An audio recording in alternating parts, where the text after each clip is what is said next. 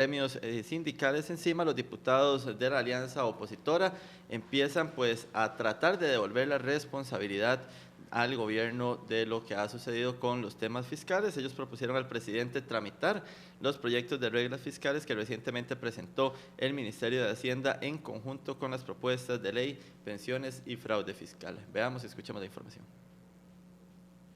Los diputados de la alianza opositora intentan negociar con el gobierno los votos para tramitar de forma rápida los proyectos de pensiones y fraude fiscal, y a cambio que el Poder Ejecutivo también apoye el trámite expedito del proyecto de empleo público. Así lo manifestaron en una carta los jefes de fracción de la alianza opositora enviada al presidente de la República, Luis Guillermo Solís.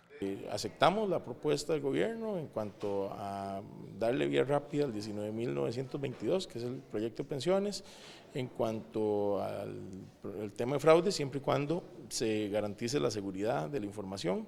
Y es que los legisladores de oposición estarían cediendo en el proyecto de ley para racionalizar el gasto público y que tiene molestos a los sindicatos.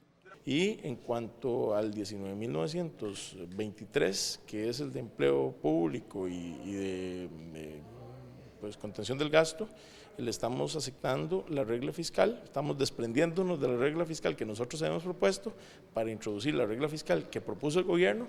Estamos proponiendo al presidente quitar ese capítulo y sustituirlo por las reglas fiscales que él envió a la Asamblea Legislativa el 9 de mayo pasado.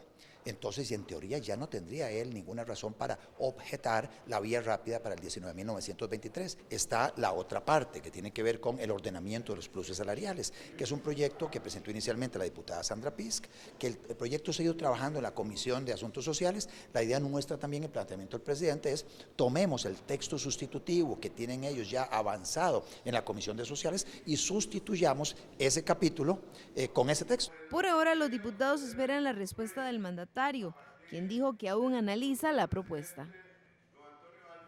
Bueno, y para analizar este tema están con nosotros Alejandro Barahona y Daniel Calvo, que son especialistas políticos y van a tratar de desarrollar un poco mejor y para que ustedes tengan un poco más de noción y claridad de finalmente quién es el responsable de manejar estos temas fiscales, sobre quién debería estar cayendo la responsabilidad en este tercer año de gobierno, donde se ha insistido prácticamente desde el inicio en la necesidad de impuestos, pero que finalmente desde el primer poder de la República no se ejecutan, a pesar también de la promesa del presidente Solís de los primeros 2 años no tener impuestos. Sin embargo, la insistencia empezó prácticamente al año. Muy buenos días, don Alejandro. Muy buenos días, un placer estar con ustedes. Bueno, la responsabilidad es una responsabilidad compartida entre tanto el gobierno como las diferentes fracciones con representación en la Asamblea Legislativa.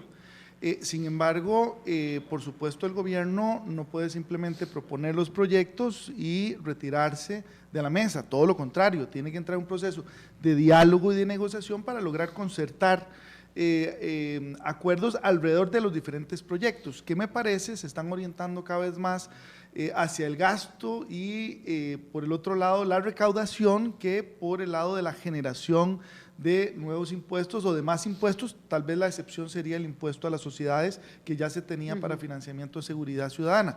Entonces, y lo digo no solamente desde el punto de vista de la negociación con la fracción de oposición, sino inclusive entre el PAC y el Frente Amplio. Y entonces desde esa perspectiva pareciera que más bien se están causando el proceso hacia, digamos, ese norte, también considerando que efectivamente ya pasaron los primeros 2 años en que el gobierno había dicho no se iban a aprobar más impuestos, aunque sí se aprobó un proyecto para luchar contra.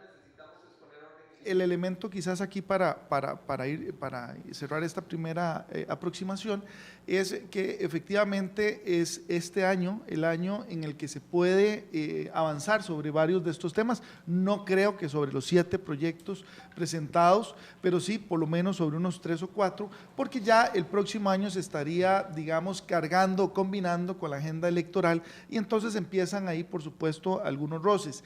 Un elemento adicional es el tema también de cómo la oposición se dio a las propuestas del gobierno en torno también a discutir a partir de muchas de las iniciativas que había planteado el gobierno y no sobre la agenda que había planteado, puesto sobre la mesa las fracciones alrededor de la elección del directorio este pasado 1 de mayo. ¿Comparte esa opinión Daniel Calvo, analista? Buenos días. Buenos días. Completamente de acuerdo con Alejandro, pero me parece que lo sucedido en el 1 de mayo es un tema de que mucho se habló de la vía rápida, pero poco se habló que se requerían 38 votos. Me parece que eso no todas las personas pues lo tuvieron con claridad, y hoy la Asamblea Legislativa está sufriendo justamente alcanzar esa cifra mágica que permitiría una tramitación de vía rápida. Y por otra parte, el tema de la responsabilidad. Sí, también concuerdo en que debe ser compartida, pero lo que hemos estado viendo estas semanas es prácticamente pasarse la bola caliente del Poder Ejecutivo al Poder Legislativo, porque el costo político que implica pues tramitar todo un tema de contención del gasto y de nuevos tributos es completamente pues peligroso, tiene un costo político importantísimo, y como Alejandro lo anticipaba, estamos prácticamente a escasos meses de que inicie ya un nuevo proceso electoral. Entonces, esas cuestiones complican enormemente todavía más el panorama, y tendrá que ver qué puede llegar a decidirse en la Asamblea Legislativa, donde yo en lo personal creo que no debemos de ser muy optimistas. Pequeño detalle, ibas a preguntar, pero pequeño detalle, 38 votos, se olvidaron. Es decir, cuando uno ve la alianza opositora del 1 de mayo y Liberación define encabezar o presidir el directorio, se somete de alguna manera a qué agenda, a la agenda del PUSC, que era de choque, cero impuestos, primero hablemos de gasto. ¿Es eso lo que sucede o es lo contrario? Porque también he escuchado que no, que quien une los proyectos fue más bien Mario Redondo como diputado, y él es el que propone esta iniciativa de todos los proyectos de gasto primero y después hablemos de impuestos.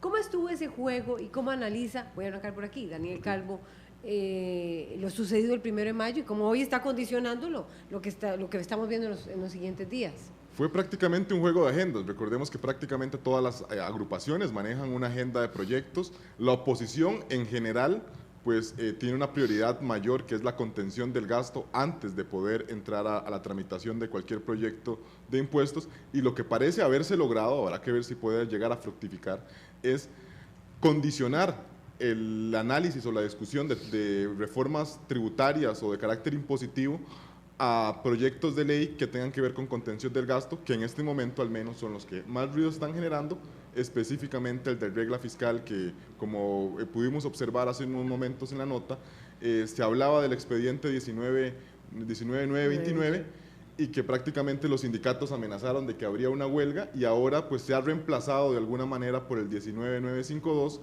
que tampoco del todo ha sido bien visto tanto por el Poder Ejecutivo, no obstante, aunque él fue en alguna medida el que lo impulsó hace unos escasos días.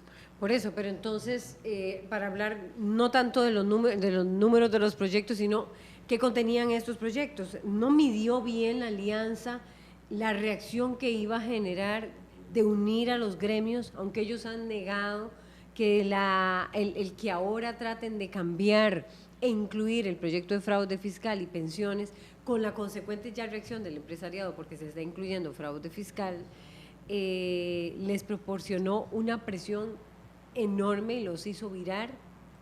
Ese es un componente, pero el otro componente, recordemos también que el gobierno anunció que lo que tenía que ver con OSD y con la Alianza del Pacífico tampoco iban a avanzar hasta que no se hubiera madurado o avanzado en términos de la agenda fiscal. Eso lo que quiere decir es que tanto se está provocando a los sectores laborales como también a los empresariales en torno a apoyar una reforma, porque caso contrario se verían afectados. Entonces, digamos que aquí no solo el juego es entre las fracciones legislativas, sino también entre los diferentes sectores que conforman nuestra sociedad. Aquí hay elementos interesantes también un poco dentro de este componente. Esos 38 votos en realidad nadie los tiene, tendrán que construirlo con un acuerdo, si no nacional, por lo menos con alguna de las… Nadie los tiene, podríamos explicar qué quiere decir, ¿no los tiene quién? Que no los tienen en la oposición ni el oficialismo, entonces tendrían que construirlo. Con el Frente Amplio. Exacto, a menos que por supuesto el oficialismo estuviera dispuesto a ceder algunos votos en torno a la agenda de oposición acordada y modificada con el gobierno. Pero esto, digamos, yo creo que es más sencillo entenderlo en términos de un amplio consenso con el gobierno y con el Frente Amplio, de manera que quede repartida ese costo también político, pero costo político que los ciudadanos, me parece que la lógica es que entendamos que se hizo de último el aumento de impuestos, o por lo menos dejando ese punto como último.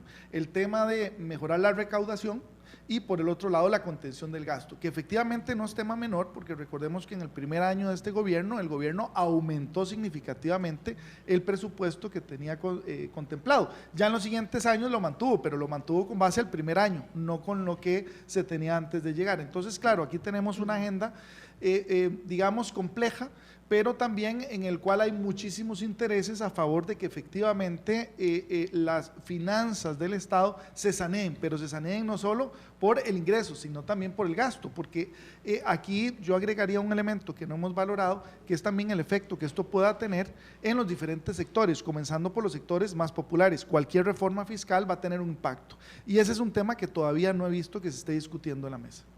La estaba viendo fea, la oposición. Creo que los dos, y Alejandro... Es decir, fea en el sentido de que toda la presión se le vino a la Asamblea. De alguna manera sí, en razón de la presión en las calles que lo hemos visto. Recordemos que inclusive previo al 1 de mayo las fuerzas sindicales hicieron una manifestación que fue importante y que ya pues auguraba un panorama pues bastante complicado como se ha terminado de implementar en estos últimos días. Pero lo que me parece a mí, y comentando un poco lo que menciona Alejandro, es que existen dos bloques en la Asamblea Legislativa, dos bloques que se están vetando mutuamente porque ninguno alcanza la cifra mágica de la que hemos hablado, 38 votos. Podríamos hablar de un primer bloque, que fue la alianza que logró hacerse el 1 de mayo de unos 34 votos, y otro bloque de aproximadamente serían 23 diputados. Como ustedes ven, ninguno permite esto. Tampoco se complica enormemente más los procesos de negociación en razón de que todas las fracciones se encuentran divididas, pero quizá en la división de las fracciones también puede estar el secreto para romper ese veto mutuamente, porque recordemos que en la misma fracción de gobierno hay algunos diputados, como el caso del bloque otonista, el más duro, del propio Otón Solís, Epsi Campbell y Marlene Madrigal, que podrían estar anuentes a darle esos votos a este bloque de la alianza opositora para conformar esta agenda de vía rápida o tramitación de vía rápida para esos proyectos de contención del gasto, y que permitiría pues al menos abrir el candado en la Asamblea Legislativa, eso sí, con una serie de repercusiones a lo externo de la Asamblea Legislativa, en tanto en fuerzas sindicales como empresariales, que tendremos que esperar algunos días para ver cómo termina. Por eso no esperaban una reacción tan vamos a ver, tan fuerte. ¿Es Liberación a la que más le preocupa eso? Me parece que a cualquiera de los partidos. Yo creo que tanto Liberación pero como es que la agenda era del PUSC. Comunidad Social Cristiana ya están viendo en alguna medida que tendrían posibilidades de alcanzar gobierno, y creo que quieren intentar resolver esto lo más pronto posible, en razón de que de darse un eventual gobierno suyo, este tema esta bomba de tiempo, que lo podríamos catalogar así, no les llegue a explotar en una gestión de ellos. Pero es que la agenda fue del PUSC, es decir, la agenda de que se resuelva primero el gasto es del PUSC, no es de Liberación. Recordemos que el primer gobierno que propuso como tema de fondo la reforma fiscal fue uno del PUSC, el de Abel Pacheco. Posteriormente Óscar Arias, aunque dijo que no era un tema que iba a avanzar, se le vino todo el tema de la crisis y tuvo que hacer ajustes. Y la siguiente administración, la de Laura Chinchilla, volvió a retomar el tema fiscal con un elemento adicional. Mucho de lo que se ha avanzado en términos de negociaciones fiscales y de las enseñanzas también fueron en la administración Chinchilla. Cuando digo enseñanzas es no haber unido todos los proyectos en torno a un megaproyecto fiscal, sino dividirlo. Ahora, puntualmente, creo que la tónica va siendo no solo la que bien apuntaba Daniel en términos de ese costo que pudiera asumir no solamente el PUS, sino Liberación, que es quien está presidiendo el directorio, sino también un elemento que me parece que salta un poco a la vista en esto, y es el hecho de que probablemente en todo este proceso no solo esté el cálculo, digamos, electoral, sino inmediatamente de eficiencia en resultados políticos de negociación. Hablo de un Liberación que está presidiendo el directorio y que quizás también en la lógica de haberle cedido al gobierno o haberle aceptado al gobierno que se discute en torno a los proyectos que el gobierno envió y no a los que inicialmente había propuesto ese 1 de mayo, la idea es dividir esa factura de costo político. O sea, podríamos aprobarlo, pero lo que estamos aprobando es lo que el Ejecutivo y el PAC enviaron y no necesariamente lo que Liberación y la Unidad propusieron. Entonces creo que ahí de alguna manera es una negociación que a ojos de la sociedad distribuya, digamos, esos costos entre todos los actores involucrados. Ahora, la Unidad concretamente ha tenido un rol importante en todo este proceso. Ellos lo reconocieron el 1 de mayo, que aunque ellos no habían votado directamente por Liberación, se sentían satisfechos con el resultado, porque buena parte de la agenda, por no decir toda, en materia fiscal era la que ellos habían propuesto. Entonces, digamos que aquí no hay, digamos, sectores que no tengan una cuota de responsabilidad y hablándolo de futuro, pero una responsabilidad que tiene que manejarse de una manera muy sopesada. Cuando digo responsabilidad es no solamente sanear las arcas públicas, sino el impacto social del que habíamos hablado anteriormente. ¿Qué tanto le gustará a José María Figueres que ese directorio esté presidido por Liberación? ¿Y qué tanto le debe estar gustando todo eso? Porque hemos tratado de buscar reacciones de ambos, digamos, de ambas figuras, tanto de Óscar Arias, que estaba fuera del país, como de José María, pero no hemos logrado tener esas declaraciones. Es decir, quieren mantenerse al margen. ¿Por qué?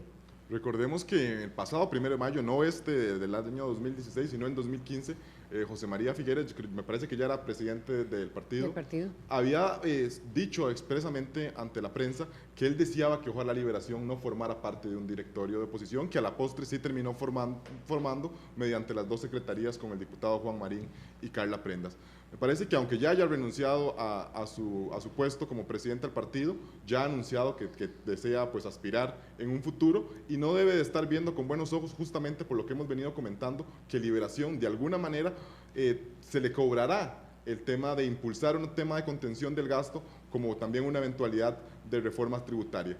Además de que yo creo que dentro de Liberación Nacional, que es una fracción que también se encuentra dividida, pues prácticamente al igual que todas en la Asamblea Legislativa, está la variable de que la vitrina que permite la presidencia legislativa pues podría convertir al diputado Antonio Álvarez en un precandidato.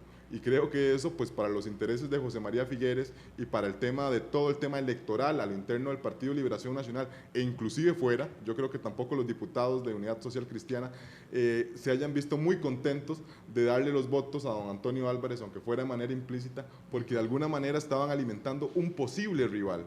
Así que en razón de todas esas cuestiones anteriores que hemos comentado, creo que tendrá que verse cuál vaya a ser la gestión final o el balance de la gestión de Antonio Álvarez, porque pues por ahí podrían haber sorpresas como nuevas precandidaturas que a la postre terminen de dividir o fragmentar todavía más esas agrupaciones.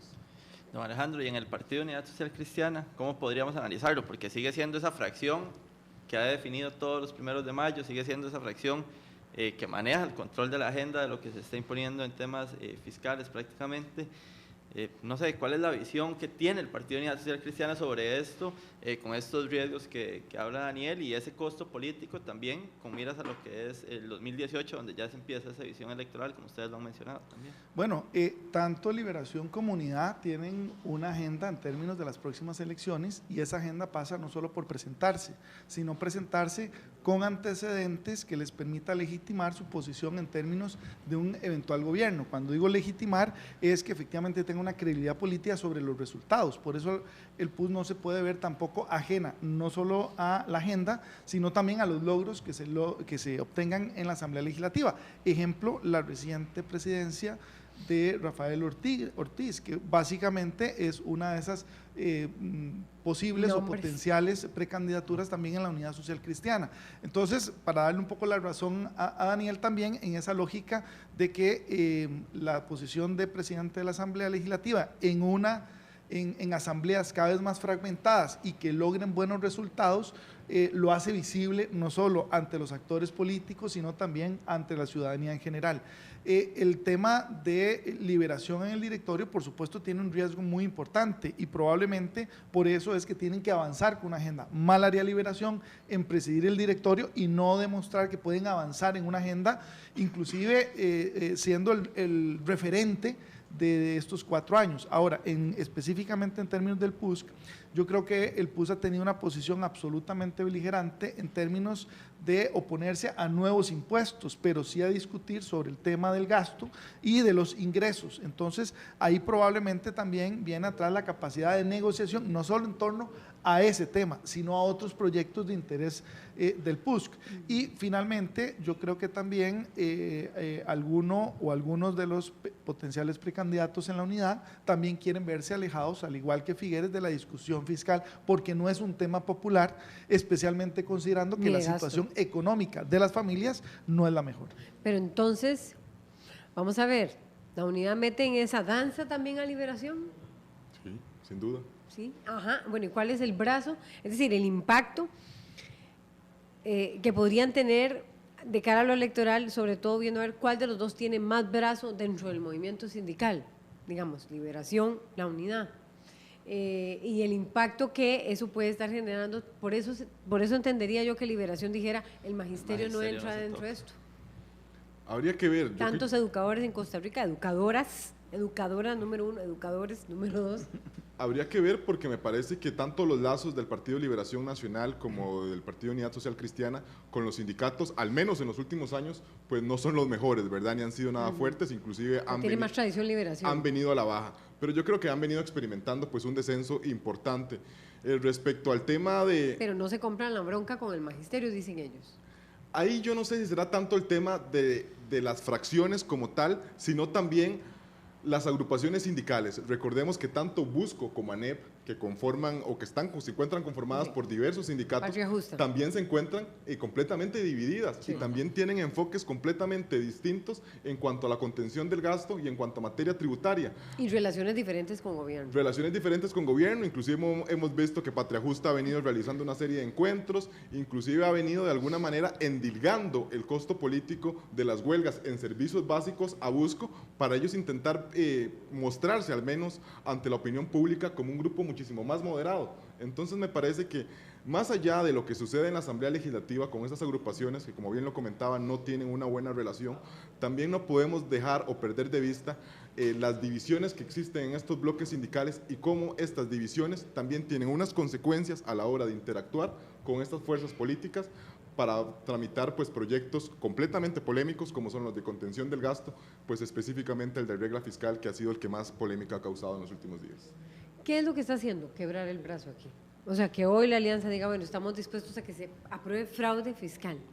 Bueno, yo creo que ese cálculo electoral que estamos hablando y el costo político versus también de alguna manera suavizar la posición con los sectores sociales y digamos no se nos olvide atrás el tema de la integración OSD y a la Alianza del Pacífico, que son cosas distintas. Una no, es un tratado, pero el otro es un organismo de buenas prácticas políticas y entonces que eso sí me preocupa porque se ha obviado que en realidad las grandes reformas de Estado que se están planteando no se están planteando en términos internos de los diferentes sectores, sino a la luz de los elementos que OSD ha apuntado que el país tiene que mejorar si quiere formalizar su ingreso a la OSD. Entonces estoy hablando de reforma de Estado y ese es un tema que sin duda quien gane las próximas elecciones va a tener que asumir, porque efectivamente buena parte del descontento que hay hoy día tiene que ver con no solamente el tema fiscal, sino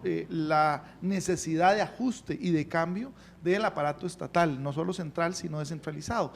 Y digamos que yo apuntaría al tema también de los sindicatos, que ustedes lo tocaron, pero me gustaría puntualizarlo, es que los sindicatos también son grupos en esta lógica.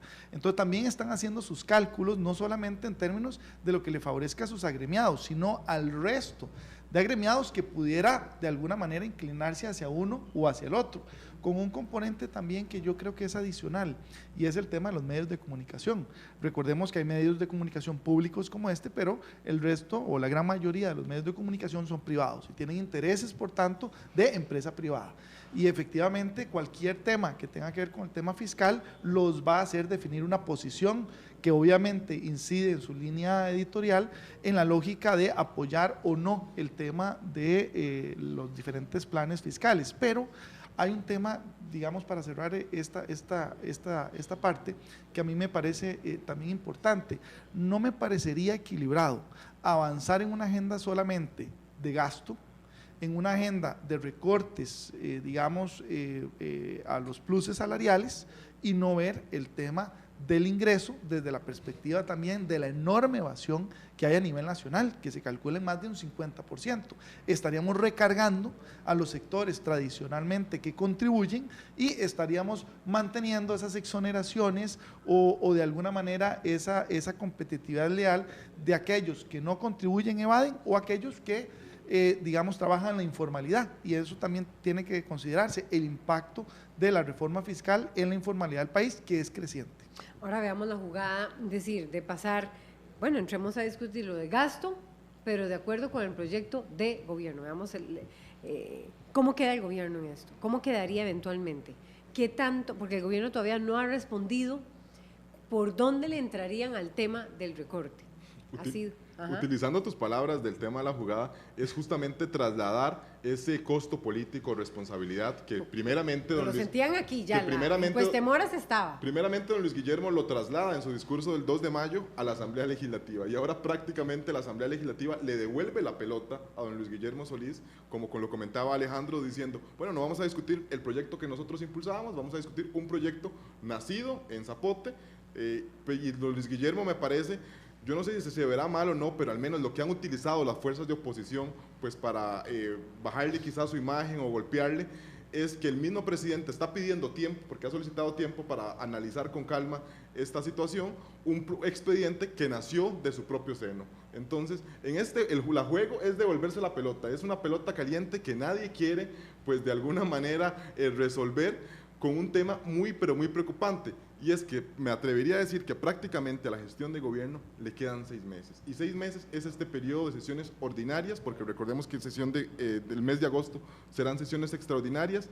Iniciaremos en septiembre con presupuesto y después iniciaremos con año electoral, así que todos los grupos se encuentran muy preocupados en razón de que si le entramos primero a contención del gasto, muy difícilmente exista tiempo para entrarle a reforma tributaria, y si le entramos a reforma tributaria difícilmente podamos ver contención del gasto. Un tema de prioridades que sin duda tendremos que ver cómo se vaya a definir en estas próximas semanas. ¿Y cuáles son esos proyectos de contención del gasto? Porque me parece que ahí está a ver las anualidades, que no sé, se definan cada año. El tema de empleo público es el que entraba más hasta bueno, pero sobre el cual habrían dicho que había consenso, es decir, mucha gente va a estar de acuerdo en que, o por ejemplo la dedicación exclusiva, que se vería también cada año, si no me equivoco.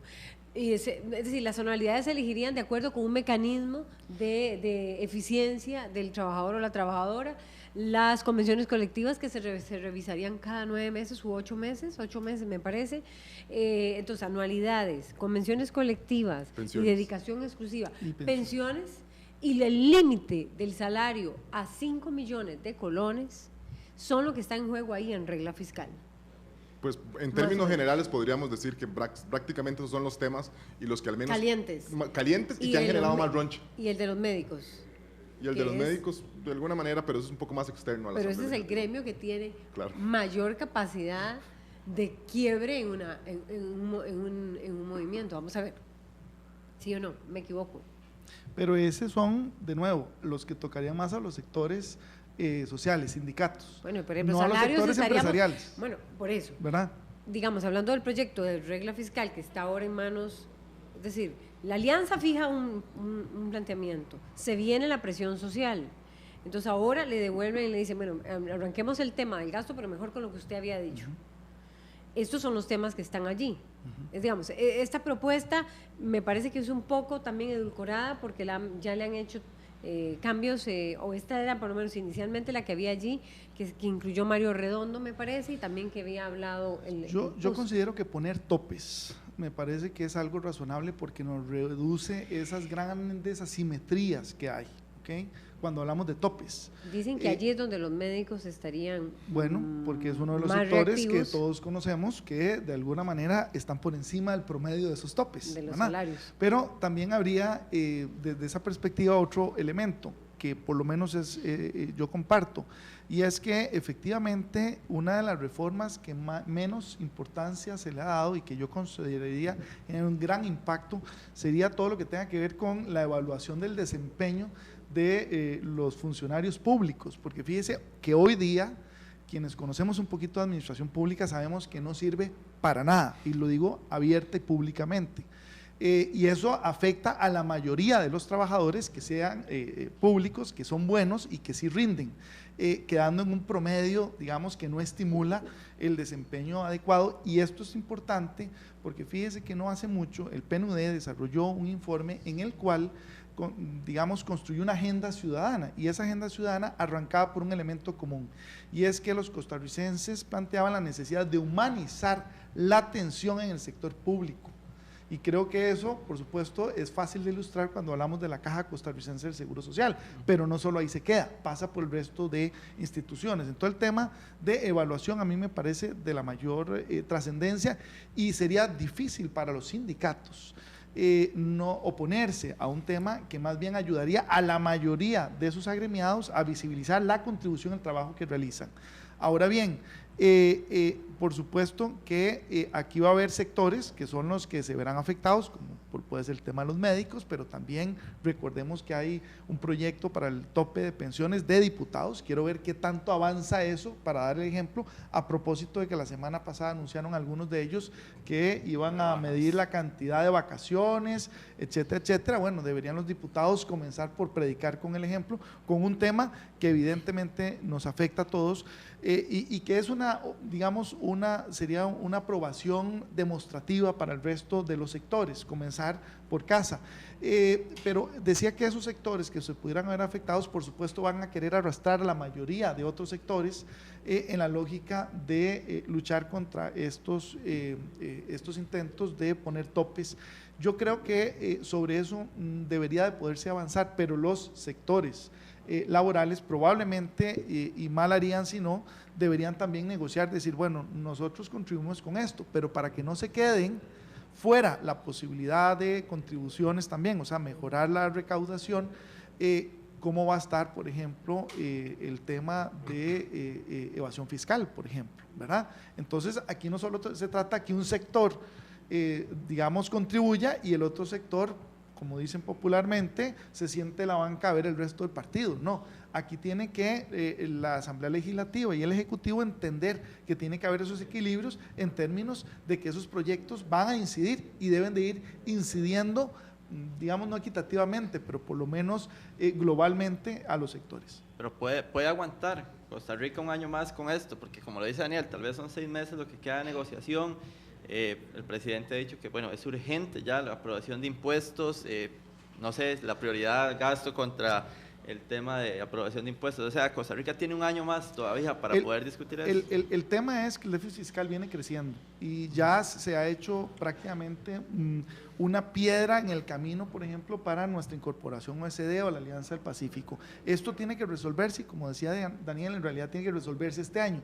Hay una última ventana, pero es una ventana que definitivamente no lograría ver los resultados, sino probablemente hasta inicios del segundo año de la próxima administración, que son ese mes si hay segunda ronda y esos 3 meses si no hay segunda ronda, en el cual por lo general se trata de negociar entre el gobierno saliente entrante para lograr aprobar una serie de proyectos no tan populares, sabiendo que ya los diputados un poco van de salida, que pueden ser que tenga una deuda, pero yo no apostaría a ese último, digamos, momento. Yo creo que efectivamente lo que debería trabajar lo más polémico este año y dejar 1 o 2 temas, si acaso, menos polémicos para el siguiente año, a partir de esas negociaciones que hablaba con los sectores. ¿Y el peso del presidente en este tercer año y con estos temas, cuál será? Porque se ha hablado de la ausencia del ministro de la Presidencia, de don Melvin, tanto como después del recambio con Sergio Alfaro.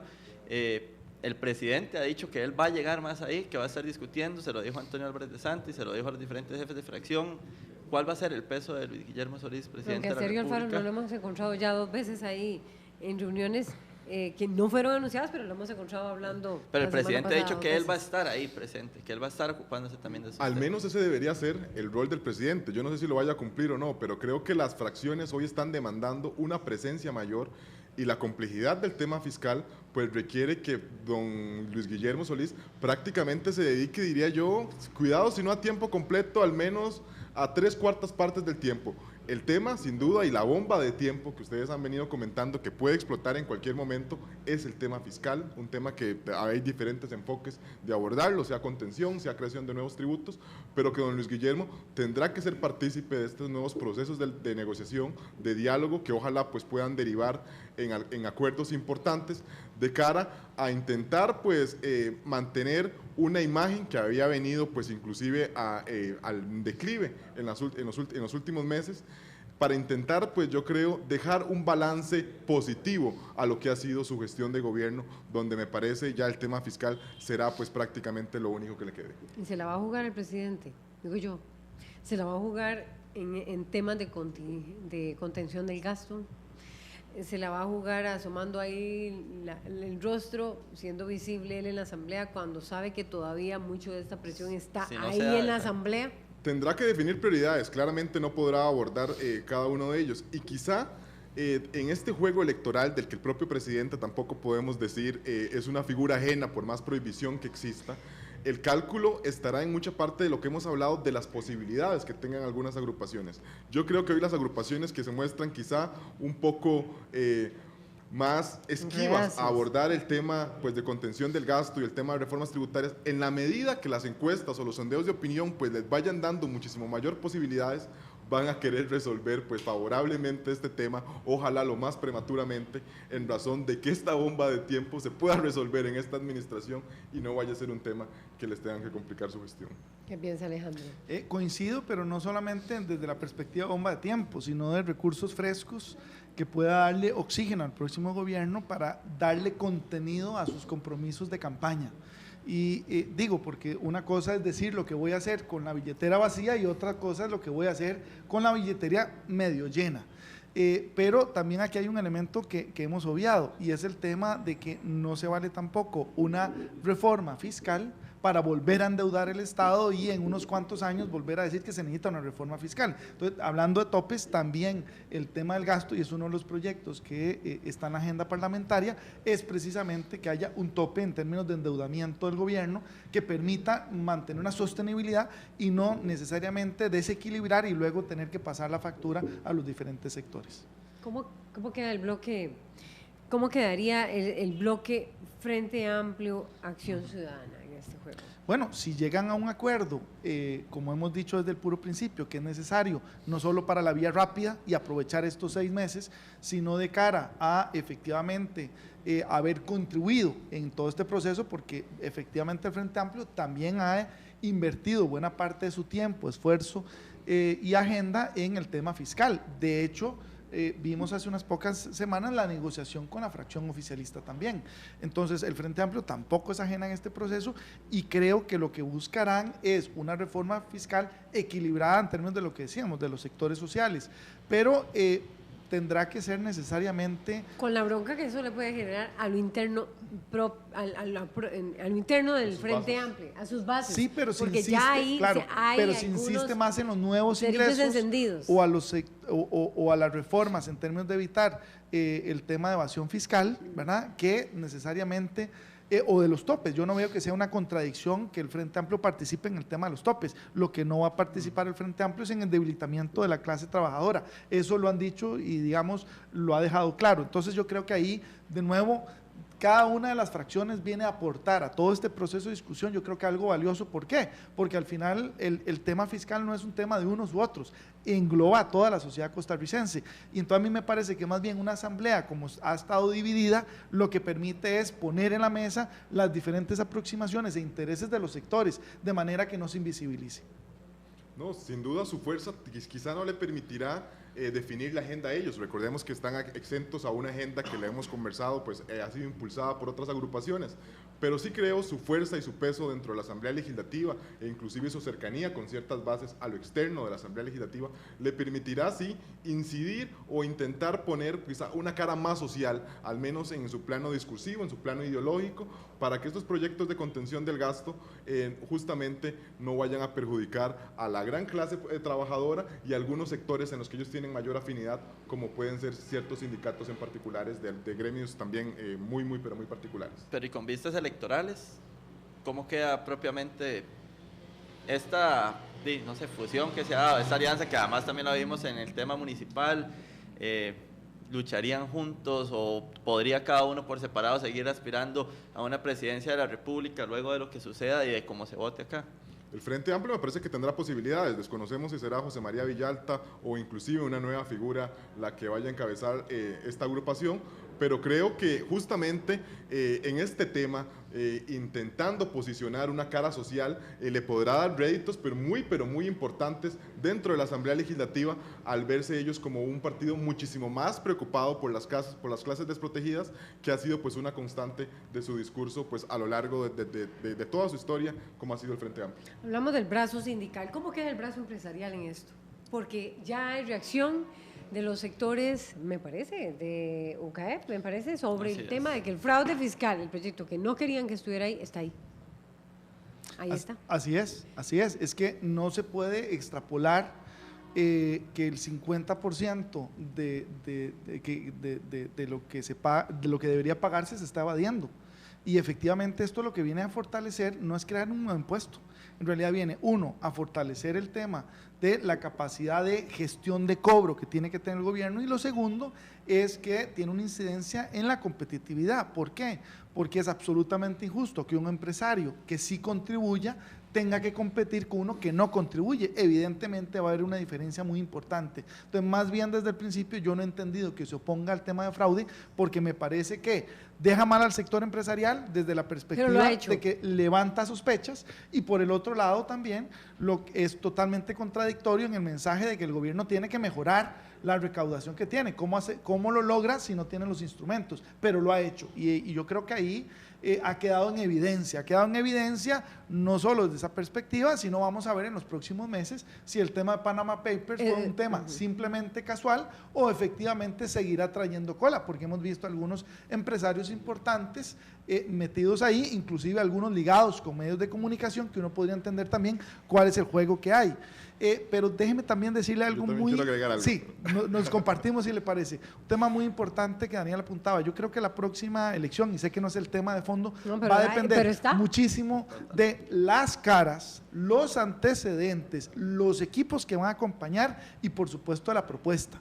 Entonces yo creo que vamos a ser todavía más exigentes, y eso me parece muy bien, el pueblo costarricense, no simplemente la cara o el partido. Creo que esos son elementos ya de por sí. Creo que vamos a ir ampliando ese interés. Entonces, mucho de si Frente Amplio, Plus Liberación va a depender de esas caras, de la propuesta y los equipos que lo van a acompañar. Adelante. No, yo creo que hemos hablado de que todos se encuentran divididos. Hemos hablado de las divisiones en los sindicatos, de las divisiones en las agrupaciones políticas.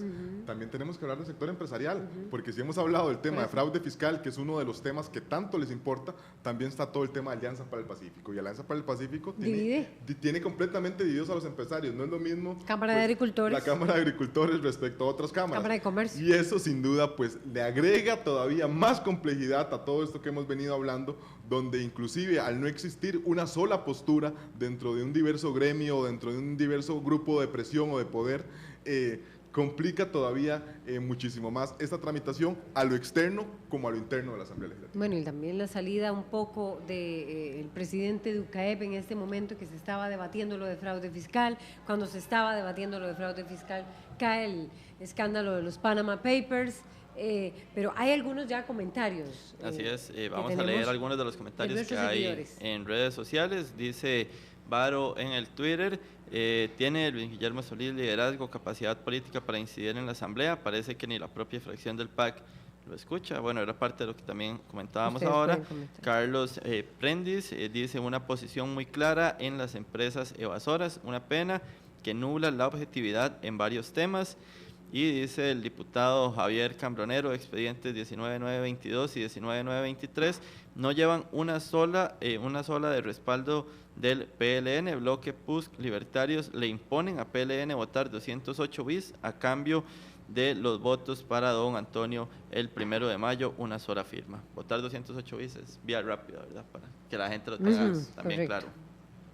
Son parte ¿Comentarios? de los comentarios que se formulan. ¿Alguno de ustedes quiere hacer referencia a los que hizo tanto Varo como Carlos Prendis, como este último que hace el diputado Javier Cambronero? No, yo creo que los hemos ido abordando conforme hemos ido avanzando. Tal vez simplemente para redondear la idea, efectivamente nos estamos concentrando en el tema fiscal, pero por supuesto que hay otras negociaciones en términos de los diferentes proyectos que las fracciones, que el gobierno quiere. Pero no quisiera sacar, digamos, eso a flote, sino más bien concentrarnos en el tema fiscal, como lo hemos hecho hasta ahora. ¿Cuál sería ahora también la presión empresarial que podría empezar a recibir el gobierno? Hablamos de huelgas en el sector sindical, pero los empresarios tienen su estilo, ¿verdad? Y su manejo diferente de cómo hacer esa presión. Ellos han hablado también, UCAEP, inclusive el viernes anterior, si no me equivoco, sacó un comunicado de prensa diciendo que no entendía cómo don Luis Guillermo ahora con el tema de empleo público se tambaleaba y que buscaba esa amistad con los sindicatos. Así lo dejaba entrever este comunicado de prensa. Entonces, ¿cuál puede ser esa medida de presión y eso? Que ¿Cómo va a empezar a presionar ese sector empresarial? Yo creo que el sector empresarial siempre tiene pues, una agenda clara y inclusive desde el punto mediático pero muy fuerte. Y tendremos que esperar el próximo miércoles, me parece que se anunciará el sustituto de don Ronald Jiménez como en la UCAEP, y habrá que ver también el perfil de esa persona que lo vaya a sustituir, porque me parece, dependiendo de eso, mucho podremos ver o definir cuál vaya a ser la estrategia del sector empresarial de cara a esta discusión, donde ellos no quieren pasar desapercibidos. Alejandro.